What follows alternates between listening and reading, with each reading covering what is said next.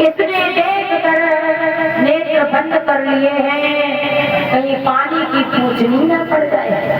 अरे मैं काला कुरूप नहीं हूँ, मुझे अपना अभिमान नहीं है, फिर भी इसने नेत्र बंद कर लिए।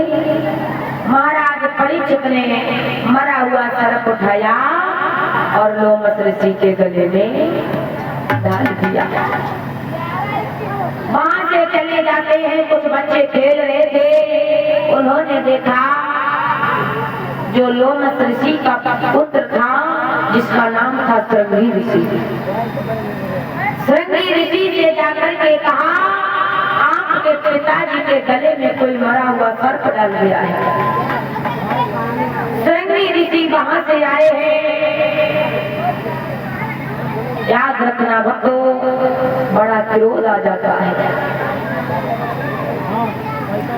आ गया जोश तन कांप उठा, तब देह क्रोध के साथ उठा, ब्रह्मत्व उठा, अपनत्व उठा, साथ ही सांप का हाथ उठा।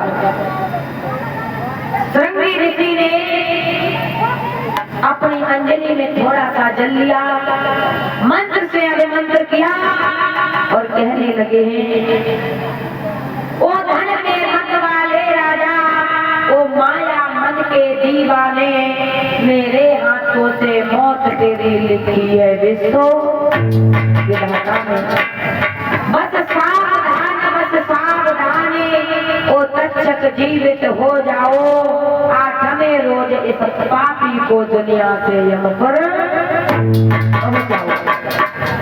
श्राप दे दिया, जिसने भी मेरे पिताजी के गले में मरा हुआ सर्प डाला है, आज से 8वें रोज उसकी मुक्ति हो जाएगी। अब याद रखना बच्चों, ये श्राप महाराज परीक्षित को ही नहीं बल्कि हम सभी को लगा है। वो कैसे? रविवार, सोमवार, मंगलवार, बुधवार, बृहस्पतिवार, शुक्रवार, शनिवार और फिर से रविवार। तो जो कुछ भी करना है 7 ही दिन में करना है और 7 ही दिन में करके चले जाना है।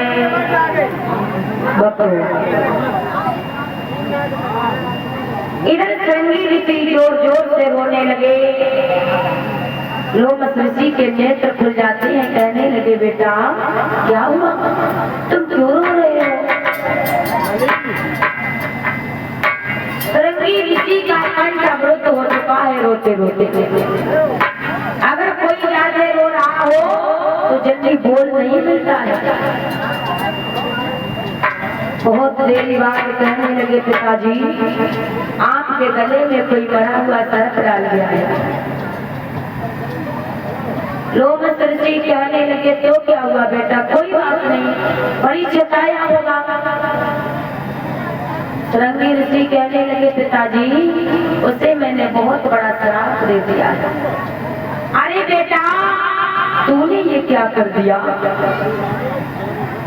अगर तुझे क्रोध आ भी गया था तो मौका पाकर के क्रोध को शांत कर देता, लेकिन इतना बड़ा श्राप तुझे बिल्कुल नहीं देना था। महाराज परीक्षित के राज्य में एक घाट पर शेर और बकरी पानी पीते थे। तूने ये क्या कर दिया? बड़ा बुरा किया, लेकिन श्राप वापस नहीं हो सकता है।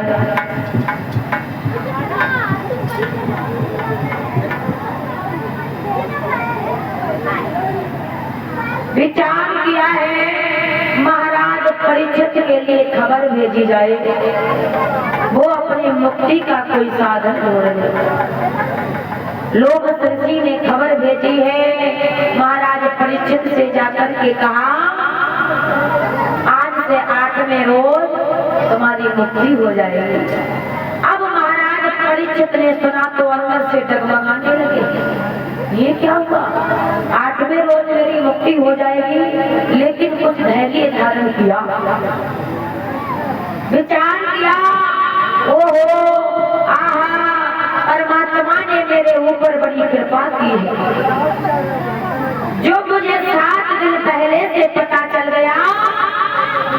में रोज मेरी मुक्ति हो जाएगी। यहाँ पर किसी को पता है कि हमारी मृत्यु कब होगी? पता है किसी को? किसी को नहीं पता है। लेकिन महाराज परीक्षित के लिए 7 दिन पहले से ही पता चल गया 8वें रोज हमारी मुक्ति हो जाएगी। विचार करने लगे, प्रभु ने मेरे ऊपर बड़ी कृपा की है और अब माया मोह में फंसना नहीं है। ये 7 दिन वृथा गंवाने के नहीं है, निश्चिंत होकर के परमात्मा का भजन करेंगे, माला जाप करेंगे। महाराज परीक्षित ने अपने पुत्र जन्मेजय को राजपाट सौंप दिया और गंगा मैया के किनारे सीट लगा ली। गंगा मैया के किनारे जाकर के बैठ जाते हैं। अब तो बड़ी लंबी लंबी उम्र के संत महात्मा परीक्षित के पास जाने लगे। तो महाराज परीक्षित संतों से एक प्रश्न करते हैं। महाराज क्या प्रश्न करते हैं? जिसे 7 ही दिन में मर जाना है उसे क्या करना चाहिए? तो संत महात्मा कहते हैं, कोई तो कहते हैं 9 दुर्गा जो होते हैं वो भी 9 दिन के होते हैं। 40 का पाठ करवाओ वो भी 40 दिन का होता है। ऐसा कौन सा उपाय करें जो 7 दिन में परीक्षित की मुक्ति हो जाए? किसी के कुछ समझ में नहीं आ रहा है। उसी सभा में सुखदेव जी पहुंचे हैं। लंबे लंबे केस हैं, छोटी सी अवस्था है, 16 वर्ष की अवस्था है।